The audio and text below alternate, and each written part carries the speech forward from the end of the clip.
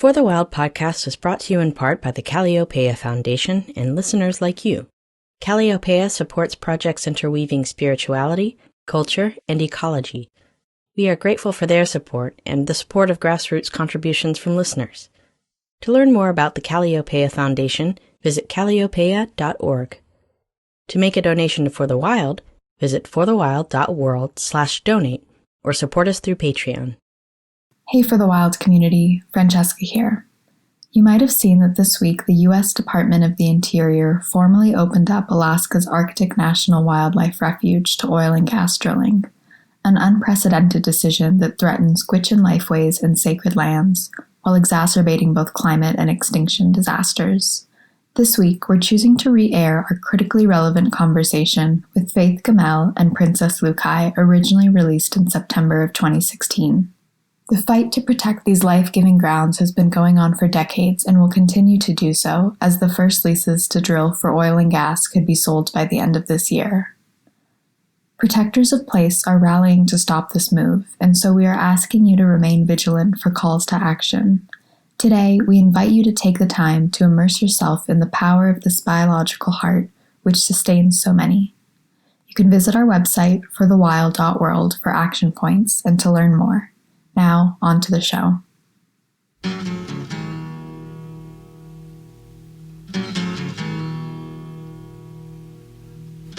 The silence is broken by somebody crying, trying to be heard, never a word. Always the attitude, sort out your own, always alone, wishing for something the world is denying. Out in the wilderness somebody's crying.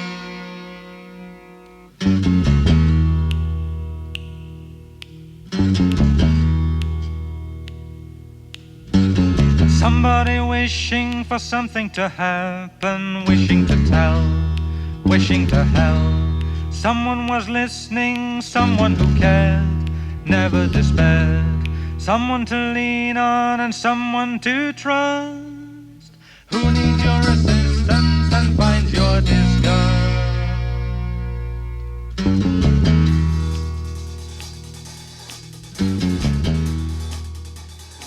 Hello, this is Ayana Young, and I welcome you to Unlearn and Rewild, where we explore radical ideas relating to Earth renewal. Today we're speaking with Faith Gemmill, a Pit River Wintu and Nitsai Gwich'in Athabascan Earth Defender from Arctic Village, Alaska. She is a campaign organizer for Red Oil, which stands for Resisting Environmental Destruction on Indigenous Lands. Faith has worked on behalf of the Gwich'in Nation for over 10 years as a representative, public spokesperson, and Gwich'in Steering Committee staff to address the potential human health and cultural impacts of proposed oil development in the birthplace and nursery of the porcupine caribou herd in the coastal plain of the Arctic National Wildlife Refuge. Faith continues as a public spokesperson, press and tribal liaison, and human rights advocate. Faith is a current field representative of the International Indian Treaty Council and has represented the Gwich'in Nation at the United Nations. Faith also serves on the advisory board of Honor the Earth and the National Wildlife Federation. Also joining us is Princess Lucaj.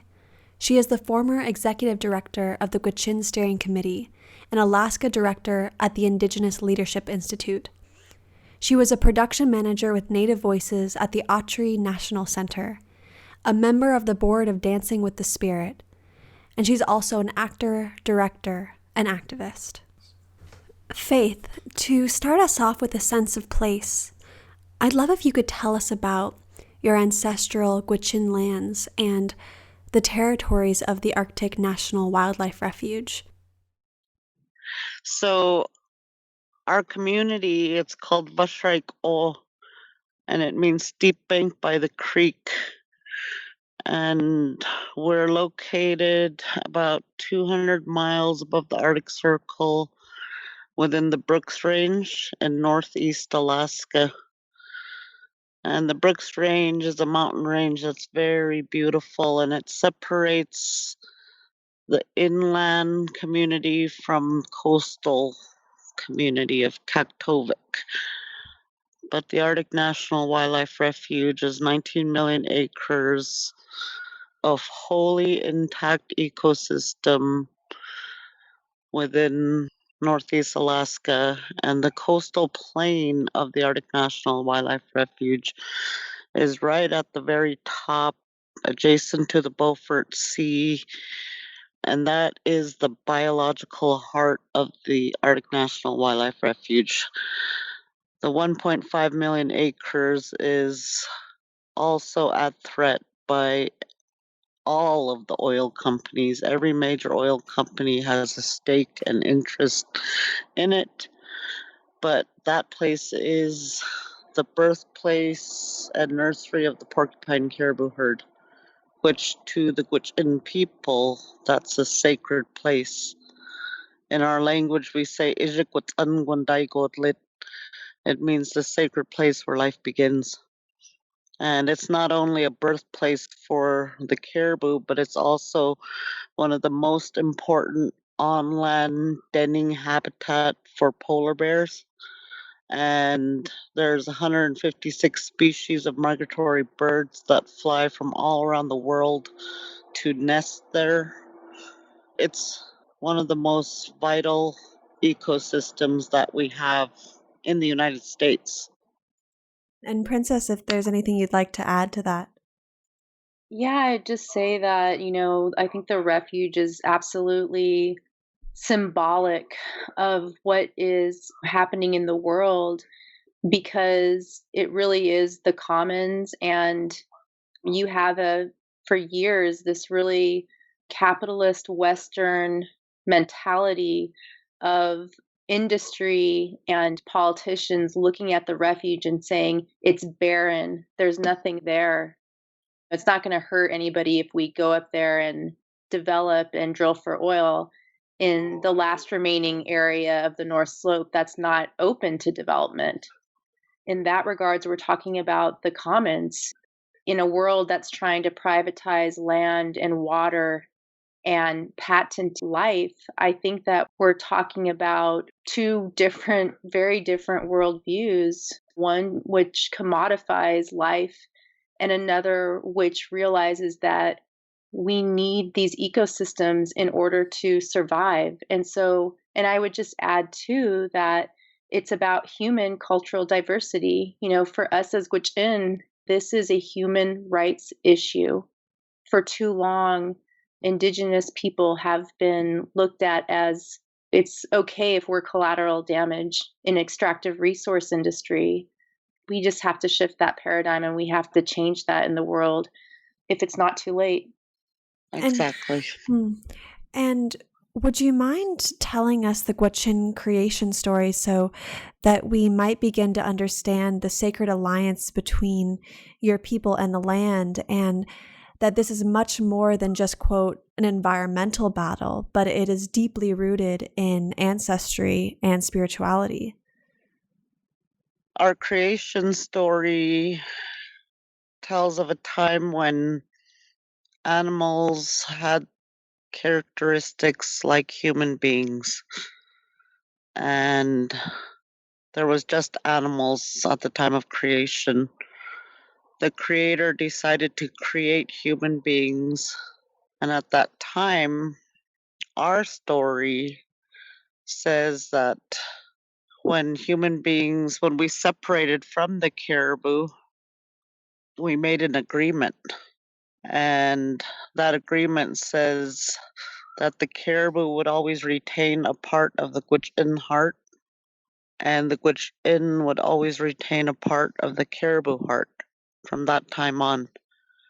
So, in a spiritual sense, in a cultural sense, when there's a threat to the caribou, it affects the Gwich'in.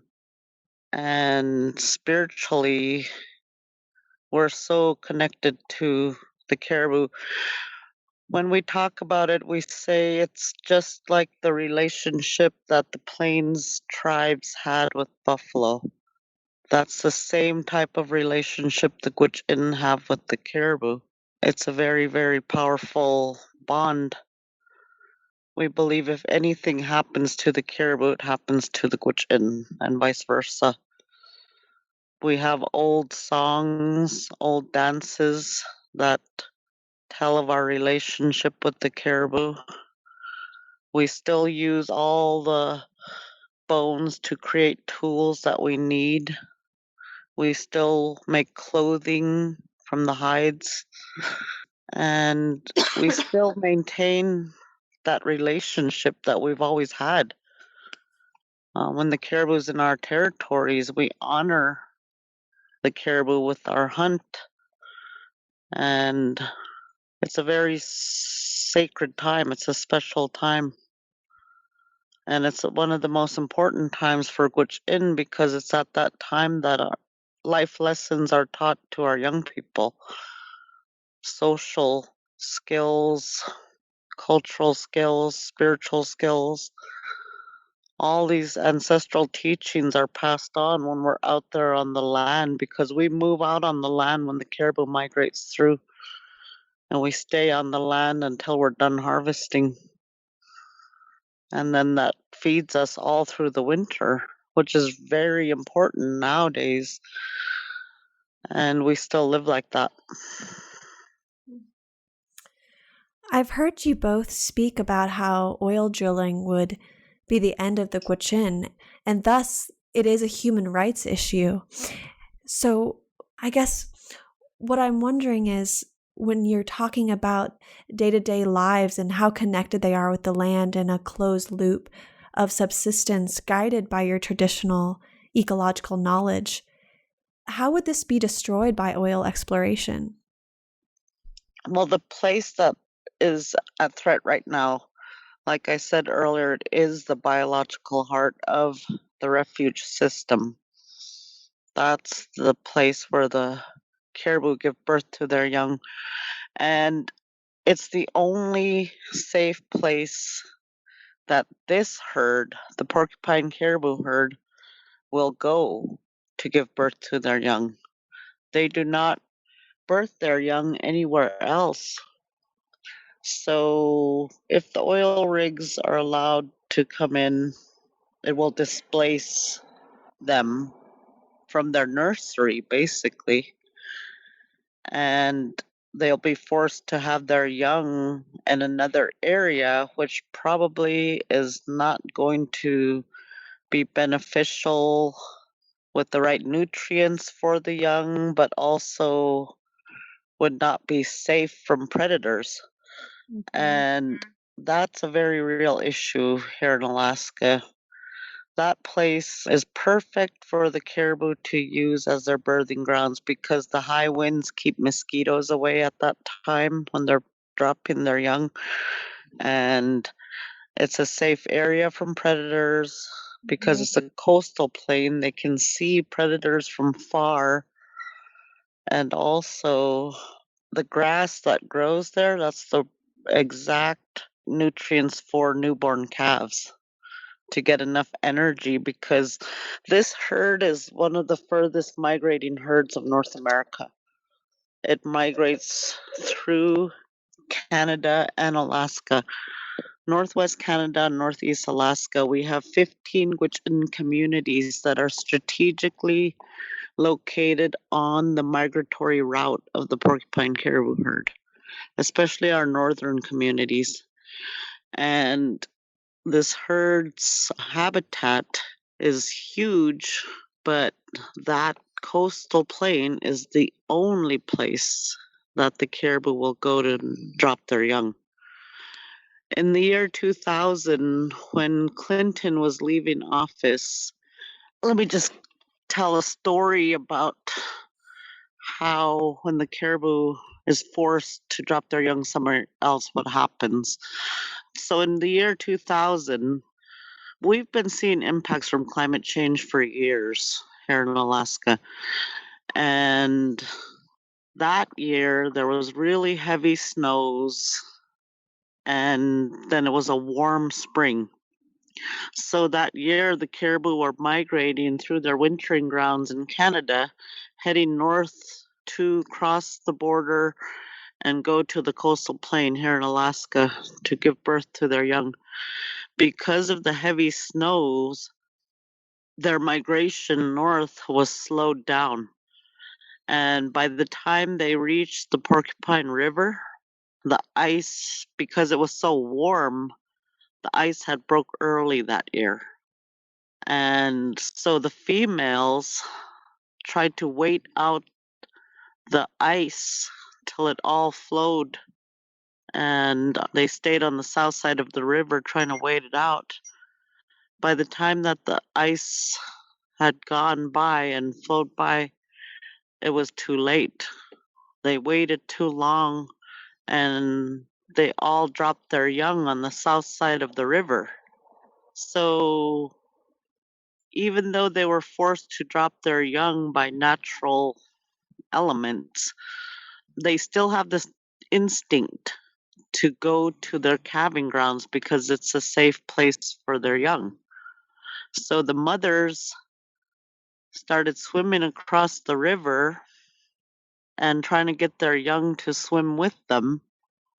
But because the young were just newborns and that heavy flow of water when ice during breakup, it was too volatile. Most of the calves couldn't make the swim across the river, and most drowned.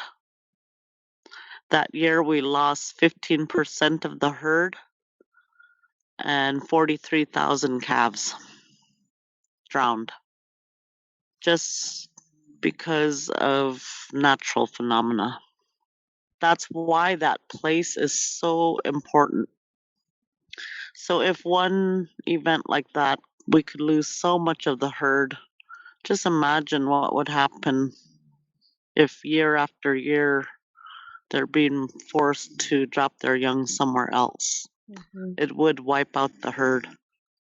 And to just tie that into Gwich'in and our food security, it's very, very expensive to live in our rural villages, and people are truly dependent upon the herd for their sustenance. And, you know, whenever I go back up there, the first things people start talking about is when are the caribou coming through? And people start talking about if their neighbors have enough meat in their refrigerator. And when they start coming through and they know they're coming, there's such an excitement in the air, and people start going out hunting, and you know that makes up the bulk of people's diet. When those numbers go down, I mean, right now the herd is healthy. I think it's about 200,000, but you know, when those numbers go down, it's troublesome. And that year when that happened, our people actually, we had to go through ceremonies because it was very, very hard. A lot of our elders over in Old Crow, Canada, where that happened, was close to their community at the time, and so they witnessed it. And it was very hard on that community. We had to mourn this loss, this great loss.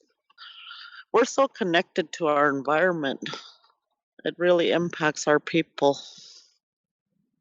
We also have this word which actually really captures an entire concept. It's etegwinidan, and it's basically this like all-encompassing love that we have not only for each other as human beings, but it signifies that connection that we have to the land and to the animals, and it's a reciprocal respect we give to one another and all life around us.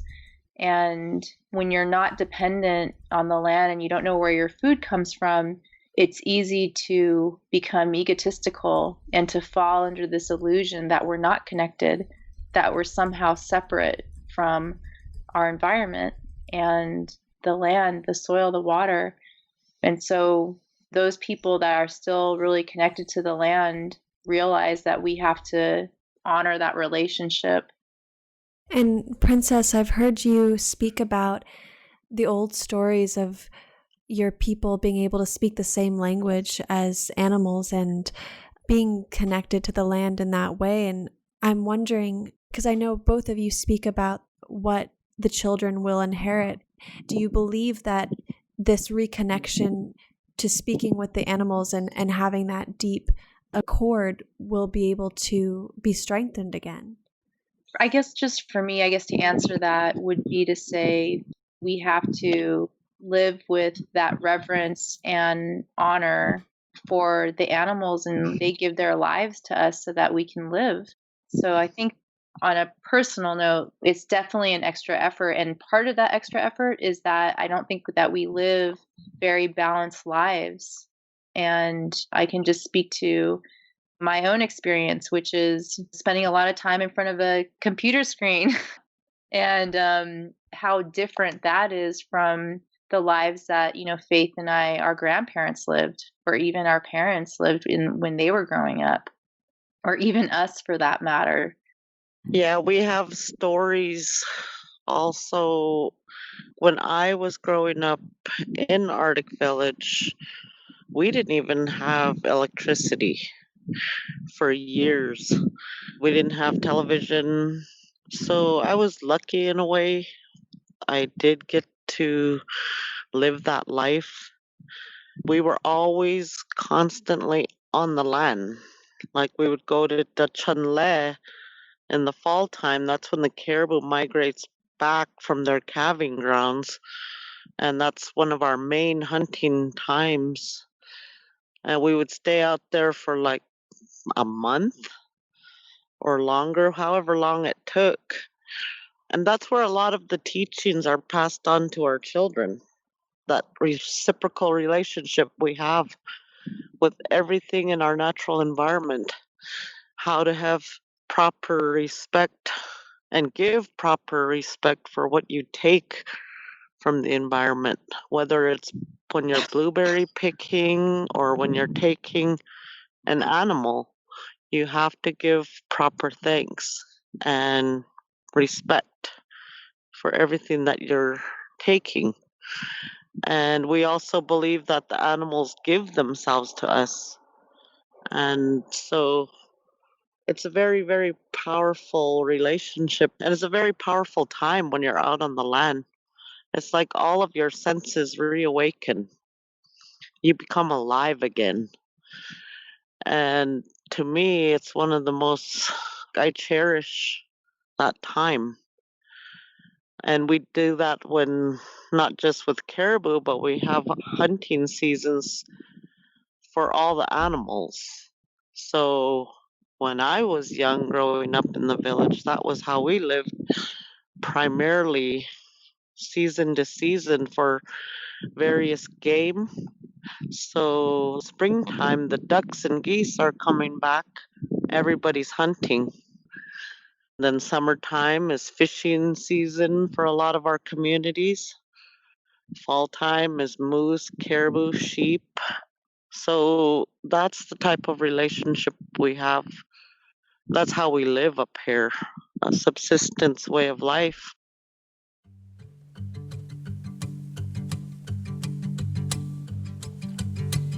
Son of the sun, son of the earth, the soul of life, children of the world, daughters of starlight, and daughters of mirth, sisters of sunlight, sisters of earth, brothers of nature, brothers of old, brothers of legend, and the story untold.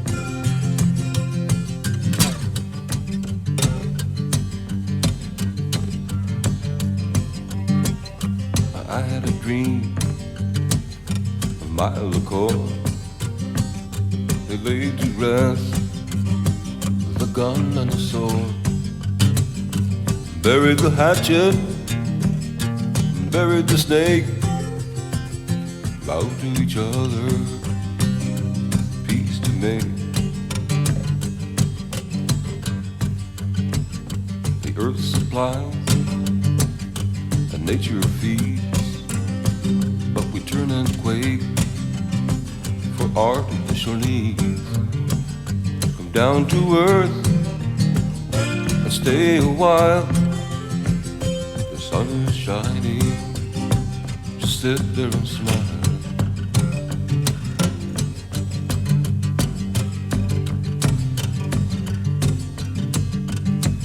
I'm a brown-skinned man, that's what I am. Got a guitar and a drum, that's where I come from. Spirit of the sun, spirit of the sea, worthy of the shadow, come shine down on me.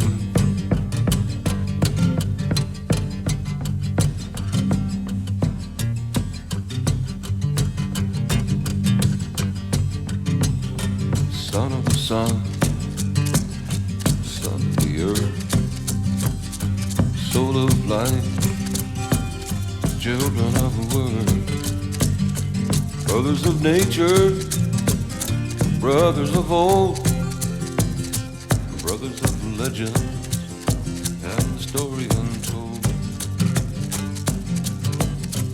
daughters of starlight, daughters of earth, sisters of sunlight, sisters of earth.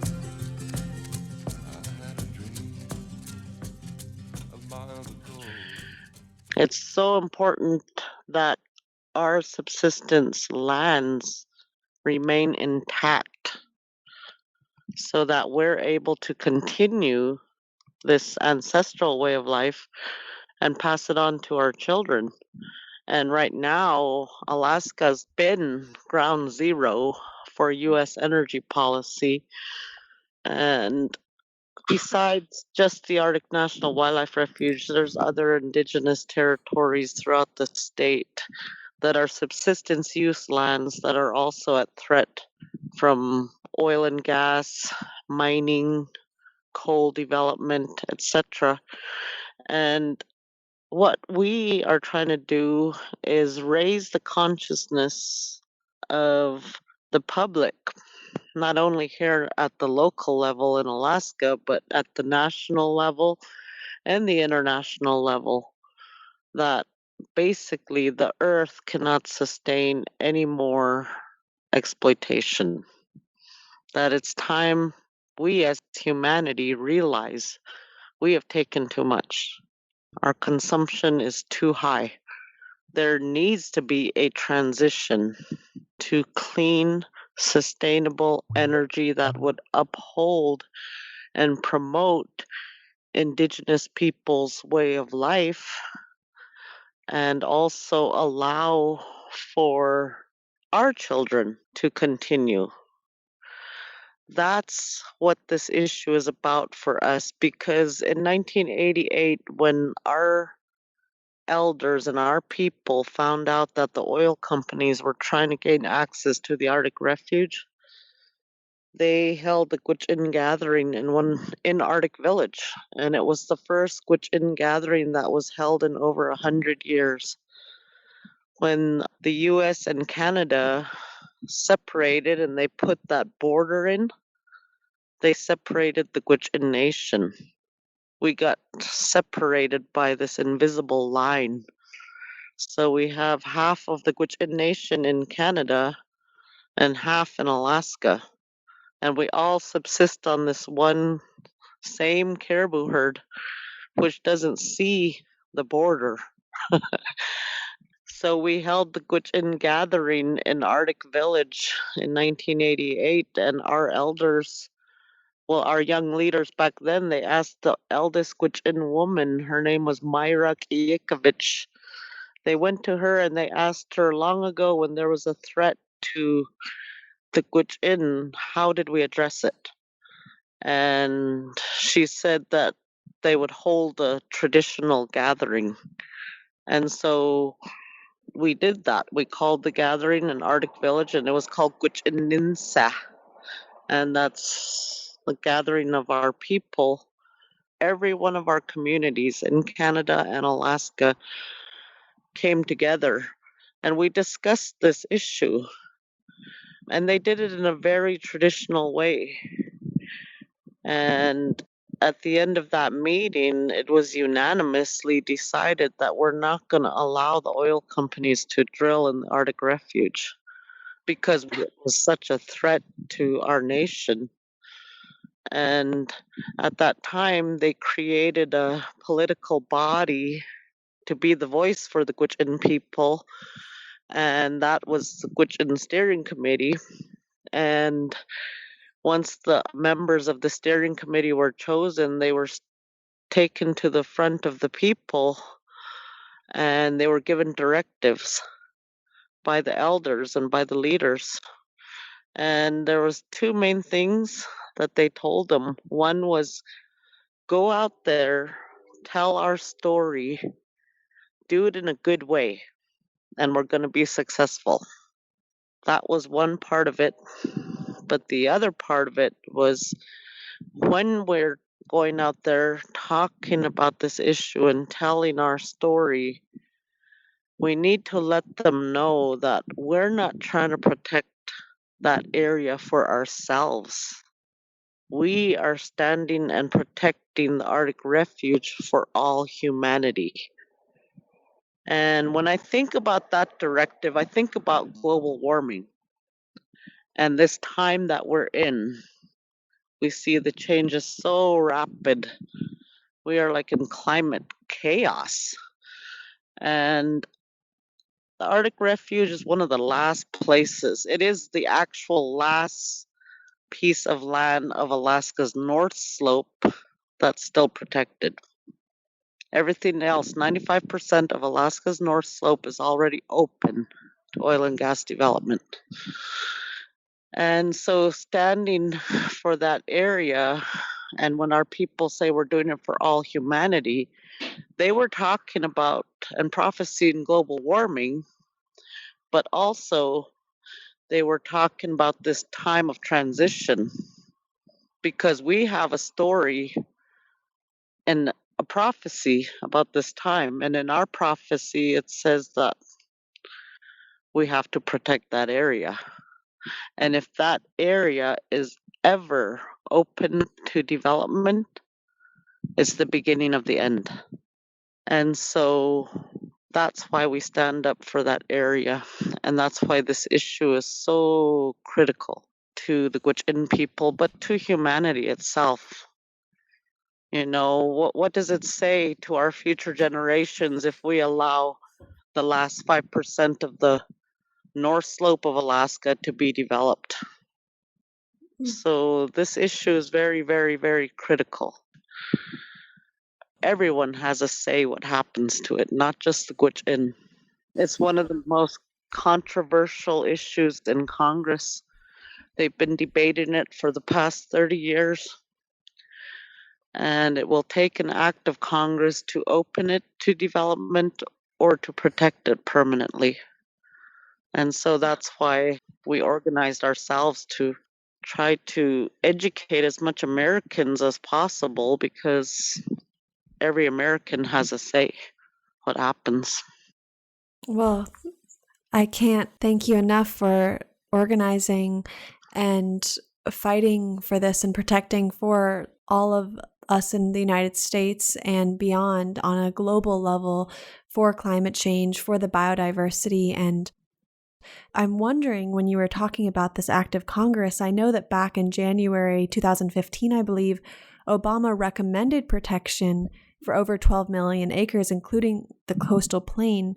But just last month, Obama announced a joint U.S. and Canada agreement to combat climate change and prioritize Arctic conservation for the benefit of Indigenous peoples, but then days later proposed new offshore leases in the Arctic. So what do you make of this political mind game, and what is the true prospect for protection?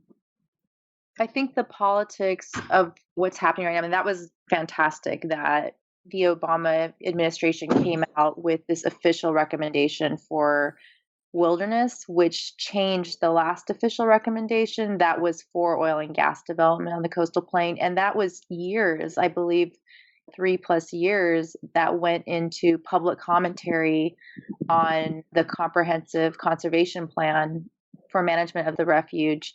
And overwhelmingly, people really came out and said, we want to see further protections for the coastal plain.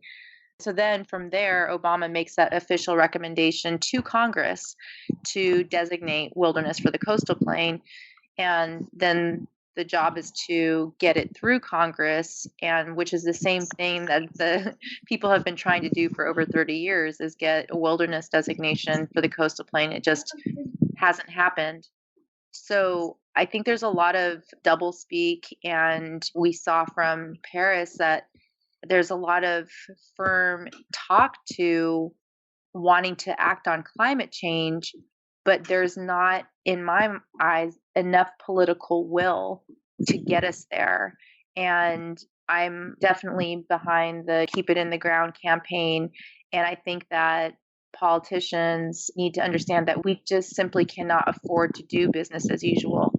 So until we start really putting a different system in place that doesn't look at corporations as citizens, that understands that people need to come first, and that we need to have an economy that is reflective of our morals and ethics around really being sustainable and aware of the fact that we are dependent upon these critical ecosystems. Until that transformation happens, we're not going to get to where we need to be. But in terms of permanent protection, on the upside, we have more co-sponsors than ever before for wilderness designation, and it is bipartisan. And then the only other option would be for President Obama to use his executive authority and do a monument designation for the coastal plain. And if we're really looking at climate change, and we're looking at the fact that our species is not going to be able to exist on this planet if it warms up more than 1.5 degrees Celsius, and we are not doing what we need to do to get there yet, keeping fossil fuels in the ground is the only way to do it. And we're just not seeing, I don't think, the political will to get us there, because it needed to happen yesterday. Mm-hmm. And the communities that depend on the oceans that have been put in the 5-year plan of the federal government, their Outer Continental Shelf 5-year plan. There's 3 places here in Alaska that are at threat under that plan. And that's one in the Beaufort Sea, one in the Chukchi Sea, and one in Cook Inlet. And all these places, there's indigenous communities that rely on the marine ecosystem to provide all their essential subsistence needs. And so it's the same fight that the Gwich'in are facing, they are going to face as they stand up and oppose fossil fuel development in their ecosystem that provides for their food security. And the other thing is the Beaufort Sea is directly adjacent to the coastal plain of the Arctic Refuge. I've always thought that drilling offshore is a direct threat to the Arctic Refuge as well if there's going to be offshore drilling in the Beaufort Sea, because once they access the resource offshore in the Beaufort Sea, they're going to have to bring it to market, and they're going to want to access land and try to connect to the Trans-Alaska Pipeline. And it would just be a backdoor approach in opening up the Arctic National Wildlife Refuge.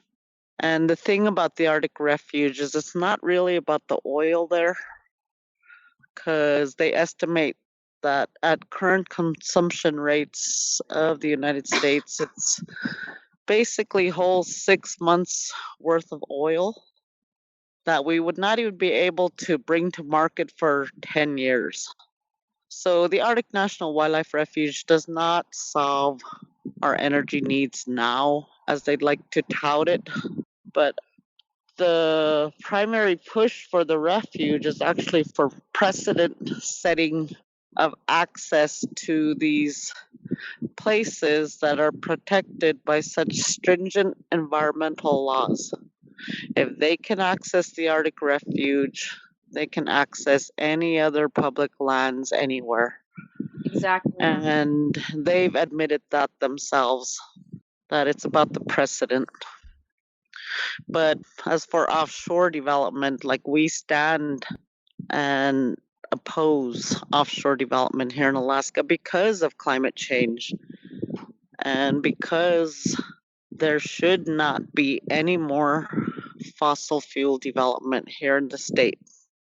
We have enough fields operating currently that are already online that would take us through a transition period if we start to transition now.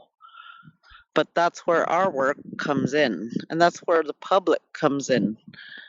I believe that there is an awakening happening. I believe that the public senses what we're speaking about. And I believe that people are starting to shift the way they see how we use energy, what we're taking from the earth, and the march in New York on climate. Hundreds of thousands of people took to the streets. Maybe that's what it's going to take in every city. We need mass mobilization, mass outcry, and we just need to hold the line on places like the Arctic Refuge and offshore Alaska while this transition and awakening is happening. I just wanted to add to, to the offshore as well, as I think it was Shell, it was just so, to me, clear. They basically proved it themselves that the conditions of our oceans up here are just not meant for that sort of development.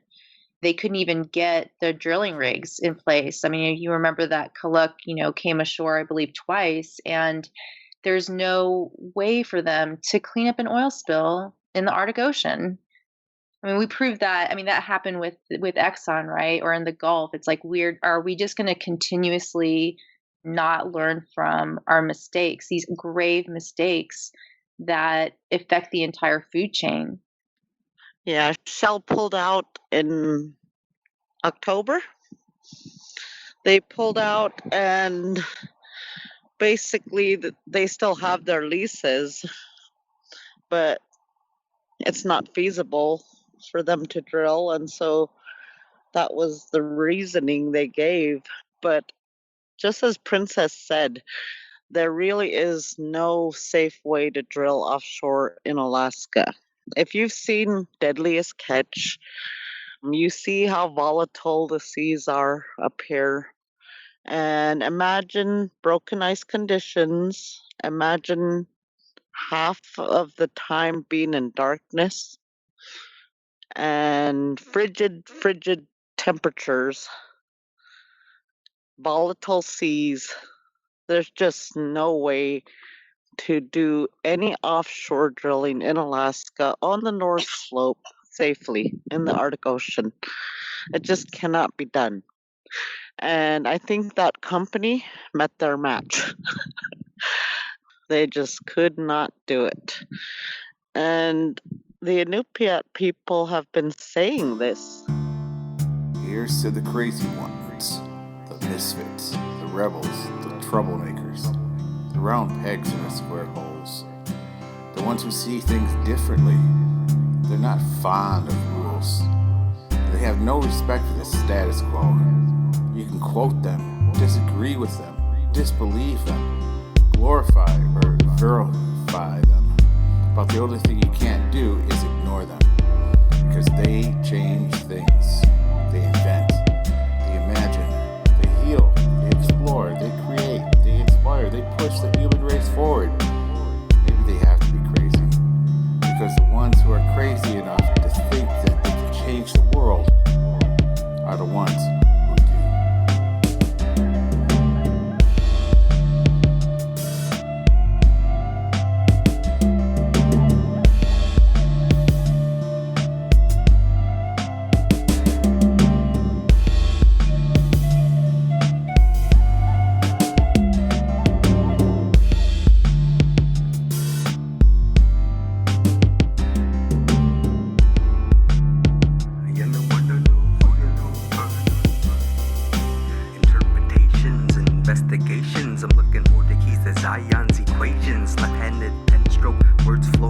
to all relations. Protect the medicine from infiltration. Mother Earth's emancipation from annihilation. The overseeing star nations don't like Obama's nations or abominations. Fixated on corruption and perpetration of everything that's sacred. False promises, the lies in disguise. Some said he was to bring the troops home. Inaugurated rockets fly the deadliest airstrike. Within 2 weeks of office, Peltier sighs. So we reflect and write. Artifice delivers truth, prophecy ignites, spirit activated delights, sustainable evolution. The most revolutionary act is the betterment of our lives. Maintain the balance, prayer stronger than assassins. Who's asking, basking in the luxury of contaminants while we're fasting? Sometimes crying, sometimes laughing. Self-controlling actions, neutralizing chemtrail reactions. Chlorella flows to cleanse and break the hold of them Vaticans. Radiated passions, that alone enough is enough to get it cracking. Not man-made's demise, just the warrior strapping, rapping, staying focused on making it happen.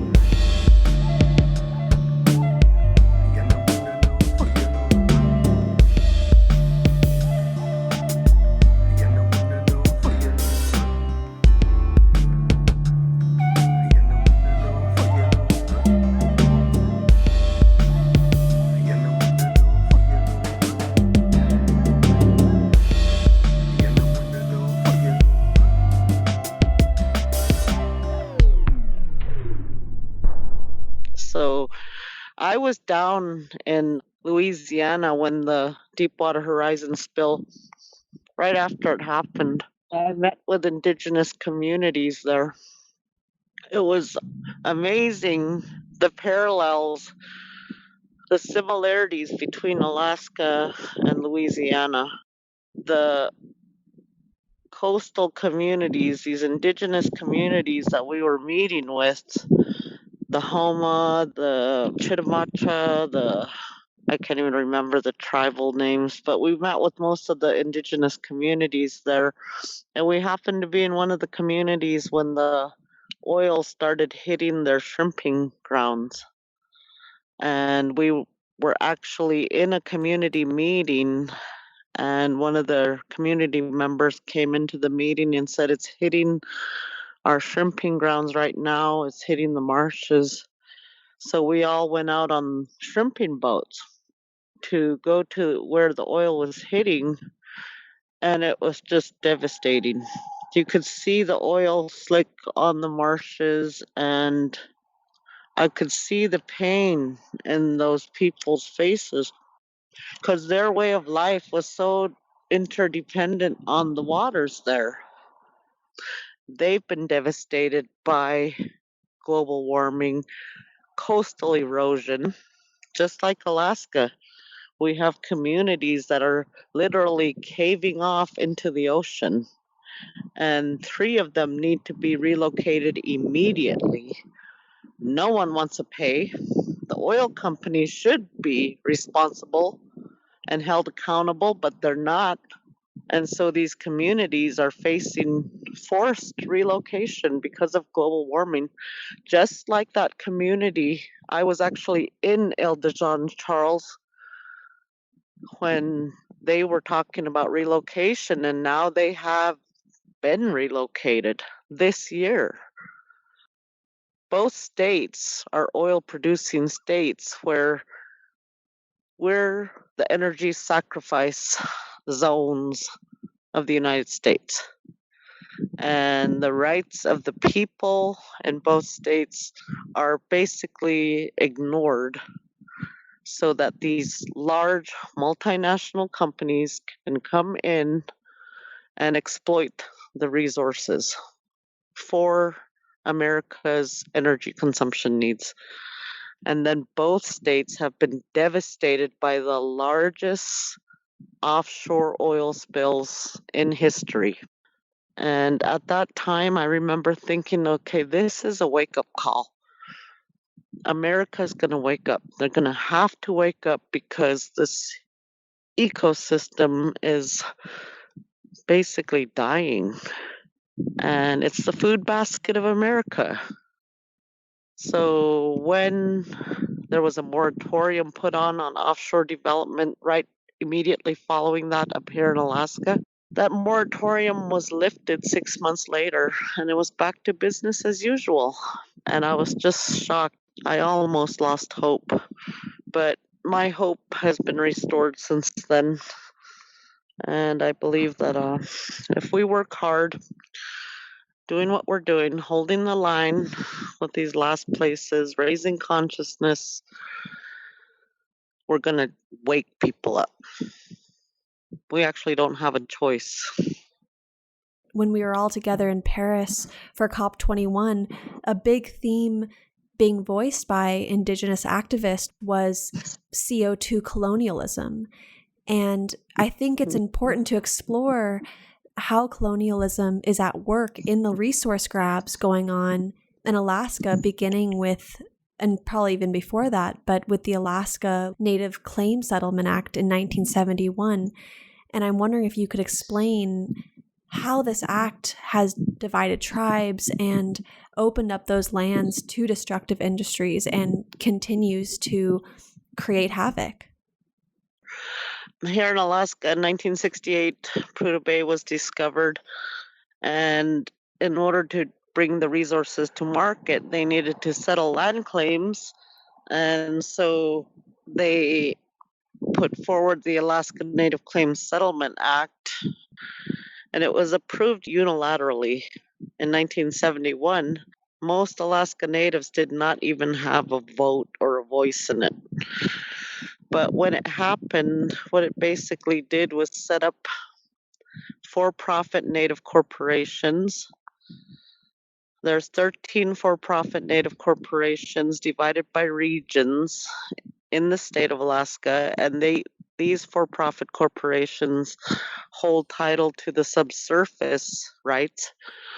And then we also have village corporations, which were created in every Native village in the state. So there's over 200 Native village corporations. They have surface rights. At the time, there were governments, and we had our own traditional governments in place, our tribes, tribal governments.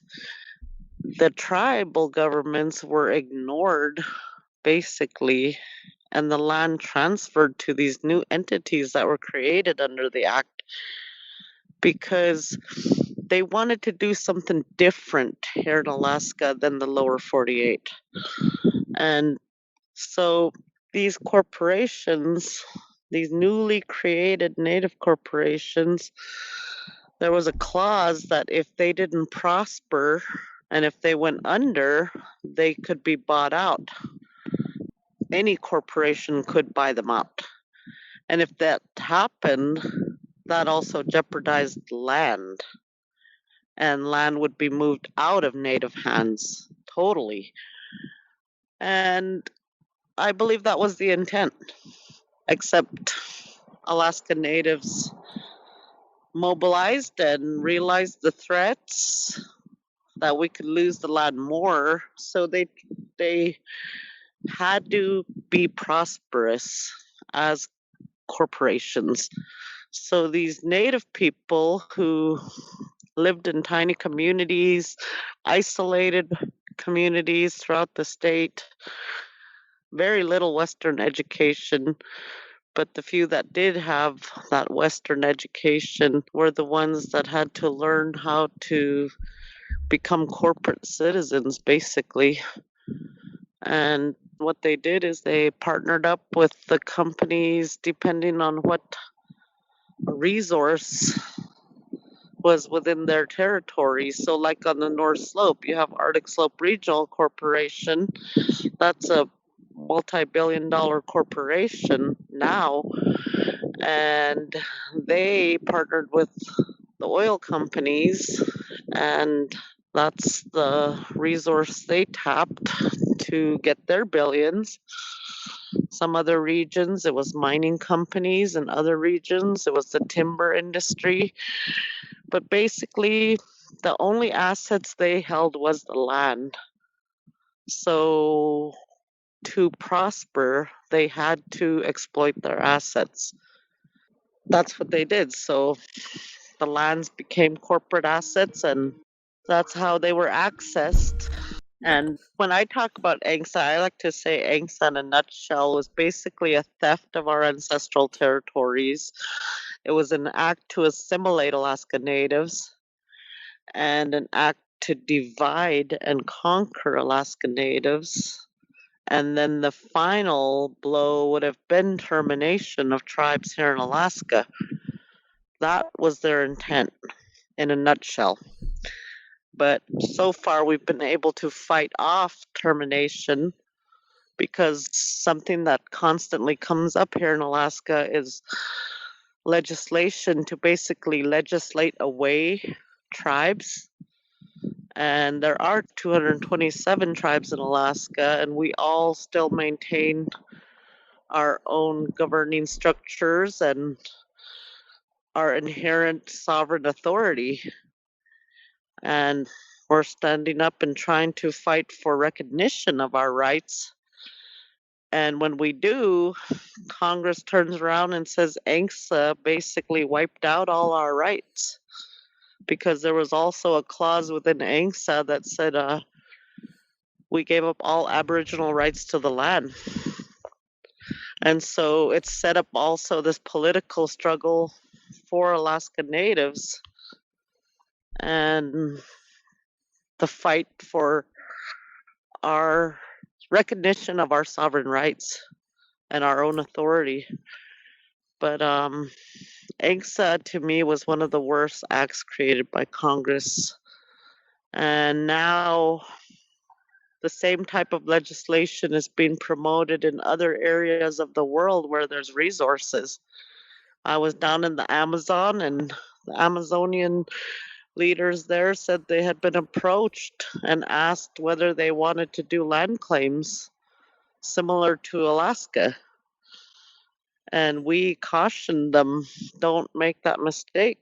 Don't let it happen, because we're still dealing with ANCSA here. And now the legacy of ANCSA is we have polluted lands, we have we have divisions, because there's tribes that want to protect certain areas, and then there's corporations that want to exploit that same area. And so that creates division. So we told them the story in the Amazon of what happened to Alaska Natives, and told them don't allow it to happen to them. But that's what the United States is promoting in other areas of the world under US aid. And so I really caution people about land claims, because it's one of the primary reasons we're in the situation we're in Alaska, where so much lands are currently at threat for oil, gas, coal, mining, etc. Yes, it's so important to stand in solidarity and keep the fight going. And I'm just so grateful that both of you have given your lives to spreading these words of knowledge and action and hope, and thinking about Alaska, and especially in the Arctic Wildlife Refuge, that it is one of the most fragile and the most intact ecosystems in the world, and we cannot allow harm to come to it. And for the listeners that are hearing this, what and how can people globally stand in solidarity with you and support the Arctic Wildlife Refuge and the other lands that you're protecting? So there are a number of petitions circulating. It's really important, I think, that if you live in Alaska, that you contact your local representatives and also contact the president. There's actually, if you go and if you use the hashtag #WeAreTheArctic, you should be easily on social media be able to find some petitions to sign, online petitions, but also because it is federal land, it's a national issue, being able to contact your local senators or representatives to support the wilderness bill is really important. And internationally, I think you can still sign the petition or send something to President Obama directly saying that this place needs to be permanently protected. Yeah, I think pressure on the administration is really important too. The administration needs to hear directly from Americans that the Arctic Refuge should be protected permanently. And I think people can stand in solidarity with Alaska by raising the profile of these issues. Global warming, transitioning to clean energy, that it's time for that shift to happen, not just for us here in Alaska, but for everyone. And learning about these issues, learning about what's happening, and standing up for their own territories, and not allowing further destruction to continue. Because all our children look at us. They're all looking at us. What are we leaving them? That's what we all need to start thinking about, especially decision makers. Stand up, speak up, raise your voice. We only have one Earth. Drifting on the wind, through the mountains like a river.